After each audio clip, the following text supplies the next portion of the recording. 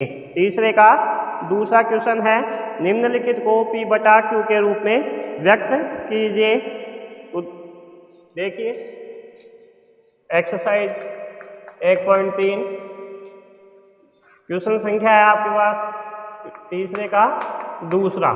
या संख्या कौन सी है आपके पास 0.47 बार। ठीक है, इसको हम ये लिख सकते हैं, यहाँ अंक 7 की पुनरावृत्ति हो रही है, 7 अंक की पुनरावृत्ति हो रही है, तो हम इसको लिख सकते हैं 0.4777। अब इसको वही काम, इसको क्या मान लेंगे, x मान लेंगे। तो माना कि x बराबर 0.4777, इसको समीकरण नंबर 1 दे देंगे। अब आप ये देखिए कि इसमें दशमलव के बाद में ऐसे कितने अंक हैं जिन पर आवर्ती चिन्ह लगा हुआ है। ऐसे कितने अंक हैं जिन पर आवर्ती चिन्ह लगा हुआ है। कितने अंकों को लगा हुआ है, 1 पर, तो इसको किससे गुणा कर दो, 10 से। ठीक है, तो समीकरण 1 को किससे गुणा कर दो, 10 से गुणा करने पर। जब समीकरण 1 को हम 10 से गुणा करेंगे तो x को 10 से गुणा करेंगे तो हो जाएगा 10x, और इसको 10 से गुणा करेंगे तो ये दशमलव यहाँ से हटकर कहाँ लग जाएगा, यहाँ लग जाएगा। ये कितना हो जाएगा 4.7777, इस प्रकार से। ठीक है, अब समीकरण 2 में से समीकरण 1 को घटा दो। समीकरण 2 माइनस समीकरण 1, समीकरण 2 में से समीकरण 1 को घटाया, 10x में से 1x को घटाएंगे तो आपके पास आ जाएगा कितना, 9x। 4 में से 0 को घटाया तो कितना आएगा, और ये जो आगे की संख्या है 0.7777, इसमें से किसको घटाएंगे, 0.4777 घटाओ। देखो ये तो हो गया 0 और 7 में से 4 गया तो कितना हो जाएगा, 0.3 बच जाएगा। इस 0.77 में से घटाएंगे तो क्या बचेगा, 0.3। और दशमलव के आगे अगर किसी अंक के लास्ट में 0 आ रहा हो तो लगाने की आवश्यकता ही नहीं होती। तो इसको क्या लिखेंगे, इसको घटाएंगे तो 4.3। अब देखिए ये हो जाएगा 9x बराबर, ये जो दशमलव को हटाना है, क्योंकि प्रश्न क्या कह रहा है, प्रश्न नंबर की दशमलव को किस में बदलना है, P बटा Q के रूप में बदलना है।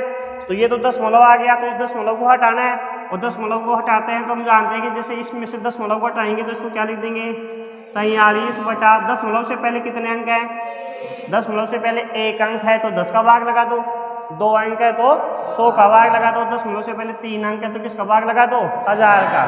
दशमलव हट जाएगा, तो दशमलव से पहले 1 अंक है तो यहाँ पे क्या लिख देंगे, 10। तो 4.3 को हमने क्या लिख दिया, 43 बटा 10, दशमलव को हटा दिया। अब यहाँ से 9 का पक्षांतरण करेंगे, 9 यहाँ गुणा में है, पक्षांतरण करेंगे तो यहाँ भाग में आ जाएगा। तो x बराबर कितना हो जाएगा, ये 43 बटा 10, ये 9 यहाँ गुणा में था, अब पक्षांतरण किया तो यहाँ भाग में आ गया, नीचे आ गया। तो x बराबर कितना हो गया, अब 43 बटा, और x किसको माना था आपने, 0.47 को, तो x की जगह वापस रख देंगे 0.47 बार, बराबर कितना, 43 बटा, या आपने ये अशांत आवर्ती दशमलव संख्या थी, इसे आपने किस में रख दिया, P बटा Q में। तो ये तरीका ज़्यादा बढ़िया है, बजाय हम एक बार 100 से गुणा करें फिर 10 से गुणा करें। इसमें सीधा ही आपको एक ही नियम याद रखना है कि कोई भी संख्या दे रखी है उसको x मान लेंगे। x मानने के पश्चात आप दशमलव के बाद में उतने वो अंक बताए, उन अंकों की संख्या का मालूम करो जिन पर बार का चिन्ह लगा हुआ है, आवर्ती चिन्ह लगा हुआ है। जिन पर ये बार लगा हुआ है, ये डैश लगा हुआ है, वो अंक कितने हैं। तो यहाँ कितने अंक है जिन पर बार लगा हुआ है, 1। तो 1 का मतलब है इसको किससे गुणा करना है, समीकरण 1 को 10 से, और फिर इसको समीकरण 2 में से समीकरण 1 को घटाना है। ठीक है, ये काम करना है। अगर यहाँ पे मान लीजिए 2 संख्या या 2 अंक आ जाते हैं जिन पर बार का चिन्ह लगा हुआ है, तो हम इसको किससे गुणा करते हैं, 100 से गुणा करते हैं। अगर 3 अंक आ जाते हैं जिन पर बार का चिन्ह लगा हुआ है, तो यहाँ पे किससे गुणा करते हैं, 1000 से गुणा करते हैं। ठीक है, उतार लो इसको।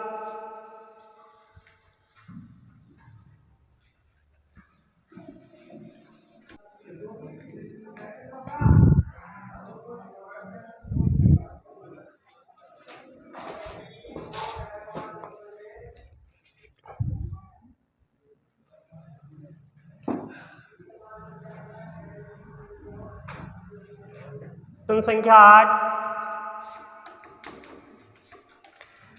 परिमेय संख्याओं 5/7 और 9/11 के बीच 3 अलग अलग अपरिमेय संख्याएं ज्ञात करो। परिमेय संख्याएं दो देखिए 5/7 और कौन सी है 9/11। ठीक है, इनके बीच की 3 अलग अलग अपरिमेय संख्याएं ज्ञात करनी है। तो सबसे पहले तो देखिए 5/7 है, ये p/q के रूप में है, भिन्न के रूप में है। इसको हम भाग देकर किसके रूप में बना लेंगे, इसको दशमलव के रूप में। ठीक है, इसको भी हम किसके रूप में बना लेंगे, दशमलव के रूप में। तो 5 में 7 का भाग देते हैं। 5/7 को क्या लिख सकते हैं, 5/7 का मतलब हो गया कि 5 में किसका भाग देंगे, 7 का। ठीक है, ज़्यादा भाग देने की जरूरत नहीं है, 2-3 अंकों तक दे लेते हैं। ठीक है, तो देखिए 5 में नहीं जाता भाग, तो भाग टूट के 0 लगा देते हैं। अब आगे कोई अंक नहीं है तो यहाँ क्या लगा देते हैं, दशमलव लगा देते हैं। ठीक है, दशमलव लगाते हैं, यहाँ पे हम शून्य उतार सकते हैं। अब 50 में 7 का भाग कितनी बार जाएगा, 7×7 = 49। शेषफल कितना बचेगा आपके पास, 1। ठीक है, इसके बाद में पॉइंट आपने लगा रखा है तो वापस आप क्या उतार सकते हो, 0। फिर कितनी बार 7 एकम, ठीक है, 10 में 7 का भाग 10 में से 7 घटाएंगे तो कितना बचा, 3। फिर एक शून्य उतार सकते हो। ठीक है, कितनी बार गया, 7 चौक 28। शेषफल कितना आ गया, 2। फिर आप एक बार भाग दे लीजिए, या आप यहाँ पे भी छोड़ सकते हैं इसको, लेकिन दे लीजिए, एक और दे लीजिए, 7×14। शेषफल कितना आ जाएगा आपके पास, 6। ठीक है, और दे लीजिए, 7×2 = 56। शेषफल कितना आ गया, 4। फिर दे लीजिए, 7×5 = 35। शेषफल कितना आ गया, देखिए 5 से स्टार्ट किया था अपन ने और 5 वापस आ गया। इसका मतलब इसके आगे जो शेषफल पहले आया था वही शेषफल वापस आ गया, तो इसका मतलब इसके आगे अब अंकों की पुनरावृत्ति होगी। ठीक है, अब आगे अंकों की पुनरावृत्ति होगी। ठीक है, जैसे यहाँ 0 लिखेंगे तो फिर 7 बार जाएगा, 49 आ जाएगा, फिर वही आएगा। तो इसके बाद में अंकों की क्या हो जाएगी, पुनरावृत्ति। यहाँ शेषफल की पुनरावृत्ति हो रही है, शेषफल की पुनरावृत्ति, शेषफल की पुनरावृत्ति हो रही है। इसका मतलब है कि आगे ये अंकों की यहाँ पुनरावृत्ति होगी। तो ये जो 5/7 है, इसके बाद में अब जो अंक आएंगे वो क्या आएंगे वापस, 7, 1, 4, 2, 8, 5। फिर से वापस वही आएंगे, भाग देते रहो, 7, 1, 4, 2, 8, 5, इस प्रकार से आते ही जाएंगे। तो यहाँ कौन से अंक की पुनरावृत्ति हो रही है, इनके इसकी पुनरावृत्ति हो रही है ना। तो ये संख्या 5/7 है वो कौन सी हो गई, अशांत आवर्ती। और अशांत आवर्ती दशमलव संख्याएं क्या होती हैं, परिमेय। मैंने लिखाया था आपको कि अशांत आवर्ती दशमलव संख्याएं क्या होती हैं, परिमेय। प्रश्न में भी दे रखा है कि निम्न परिमेय संख्याओं के बीच में अपरिमेय संख्या ज्ञात करो। तो 5/7 को हम क्या लिख देंगे, 5/7 को हम लिख सकते हैं, देखिए क्या 5/7 को हम लिख सकते हैं 0.714285 और ये बार। ठीक है, इसी प्रकार से हम 9/11 में हल करते हैं, 9 में 11 का भाग देते हैं। ठीक है, और उसको भी दशमलव के रूप में लिखते हैं।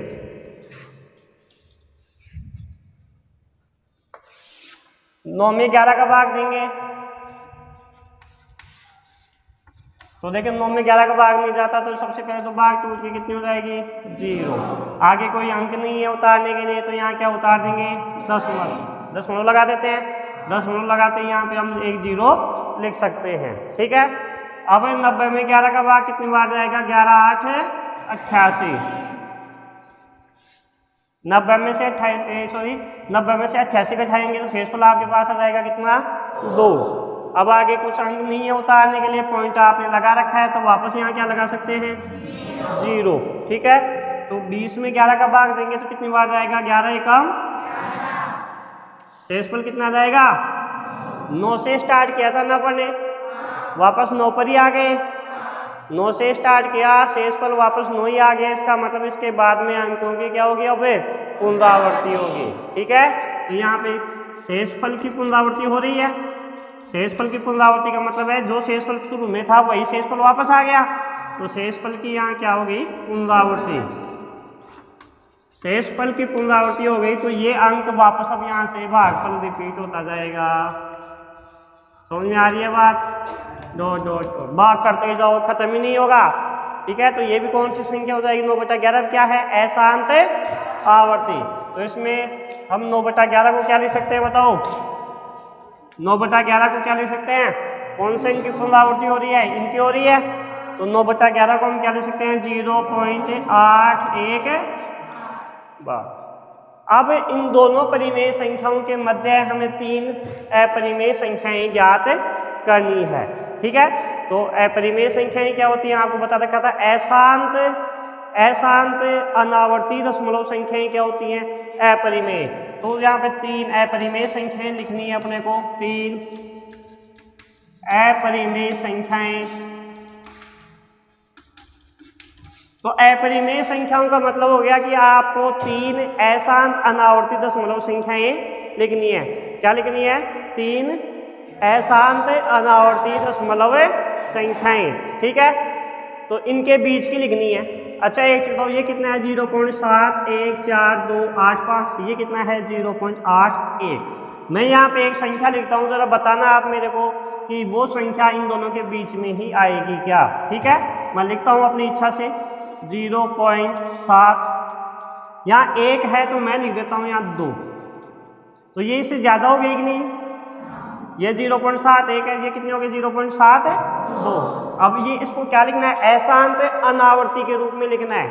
अशांत, ये तो अशांत है, 0.72 तो क्या है, शांत है। वो शांत संख्या क्या होती है, परिमेय होती है। तो ये परिमेय, तो ये तो परिमेय हो गई, हमारे को कौन सी लिखनी है, अपरिमेय। अपरिमेय कौन सी संख्याएं होती हैं, अशांत अनावर्ती। तो आगे आप अपनी इच्छा से कोई भी अंक लिखते जाइए।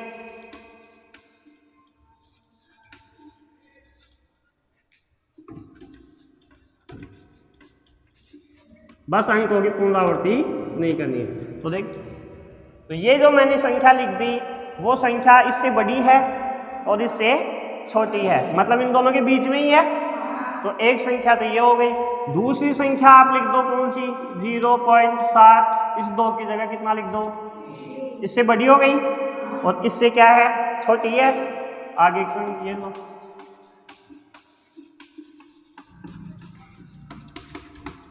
अशांत अनावर्ती है ना ये। तीसरी संख्या कौन सी लिख दो, यहाँ 3 की जगह क्या लिख दो, आप अपनी इच्छा से और भी संख्याएं लिख सकते हैं, जरूरी नहीं आप 4 ही लिखो यहाँ। ठीक है, लेकिन लिखना इससे बड़ी और इससे छोटी, ये लो। ठीक है, और भी मैंने आपको बताया था 2 परिमेय संख्याओं के मध्य, 2 परिमेय संख्याओं के मध्य कितनी परिमेय संख्या होती हैं, अनंत। तो ऐसे ही 2 परिमेय संख्याओं के मध्य अनंत ही अपरिमेय संख्याएं भी विद्यमान होती हैं। ये 2 परिमेय संख्या, इनके मध्य कितने अपरिमेय निकाल सकते हो, अनंत निकाल सकते हो। जैसे 6 की जगह मान लीजिए आपने 0 लिख दिया तो ये दूसरी संख्या हो जाएगी। इस 6 की जगह आपने 1 लिख दिया या तो ये दूसरी अपरिमेय संख्या हो जाएगी। 8 की जगह कुछ चेंज और कुछ लिख दिया तो वो अलग संख्या हो जाएगी। तो आप कुछ भी, कितनी भी बड़ी लिख सकते हो और कुछ भी लिख सकते हो। तो इन दोनों के मध्य भी कितनी अपरिमेय संख्या विद्यमान है, अनंत हैं। उस अनंत में से हमने कितनी संख्याएं लिखी है, केवल 3 संख्याएं। ठीक है, तो यह आपका क्वेश्चन संख्या 8 का आंसर हो गया।